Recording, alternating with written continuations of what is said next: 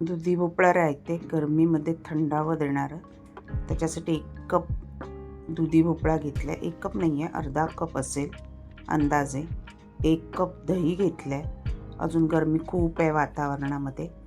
दुधी भोपळा पण थंड आहे, दही पण थंड आहे, पचायला हलकं. त्याच्यानंतर पाव चमचा काळी मिरी क्रश करून घ्यायची आहे. काळं मीठ चवीनुसार. काळ्या मीठाने त्या रायत्याला चव अप्रतिम येते. तुम्ही थोडं काळं थोडं साधं पण वापरू शकता. भरपूर चिरलेली कोथिंबीर. दही पहिला आपण रेडी करून घेतो आहे. हे चवीला तर अप्रतिम लागतं, भाकरीबरोबर चपातीबरोबर किंवा नुसतं खा. नंतर जिरा पावडर. जिरं भाजून मिक्सरला पावडर केलेली आहे. फुगलेला जिरा पावडरच वापरा. बाजारात जी कच्ची मिळतात ती वापरू नका. त्याच्यानंतर आता आपल्याला दुधी थोडा परतून घ्यायचा आहे, त्याचा कच्चीपणा घालवायचा आहे. तूप वापरते मी. तुम्ही तेलातही केलं तरी चालेल, पण तुपातच दह्याबरोबर तुपाचं कॉम्बिनेशन परफेक्ट जातं. राई जिरं थोडंसं छान असं तडतडलं की कढीपत्ता तडतडवायचा त्याच्यामध्ये.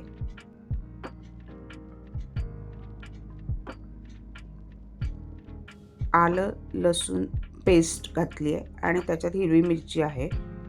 आलं लसूण आणि हिरवी मिरचीची पेस्ट छान अशी ती खरपूस परतून घ्यायची तव्यामध्ये. मीठ थोडंसं फोडणीमध्ये.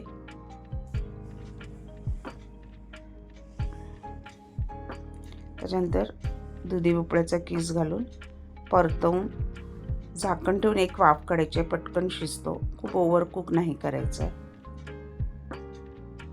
हे रायतं ना इतकं मस्त लागतं ना.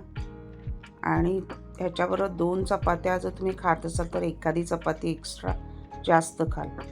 दाल राईसवर पण ताटाला साईडला लावायला नुसतं पण खाऊ शकता,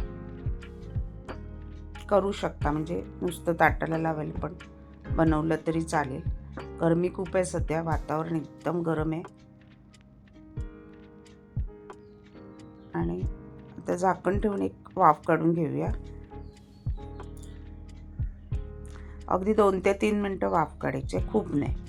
का आपलं बघा दुधी छान शिजला आहे. आणि मग तो त्या रायत्यामध्ये म्हणजे त्या दह्यामध्ये, जे दही आपण रेडी केलं आहे त्याच्यात मिक्स करायचा. ह्याच्यात तुम्ही शेंगदाण्याचा कूट हवा आवडत असेल तर घालू शकता. का ते झटपट आपलं रायतं तयार आहे खाण्यासाठी.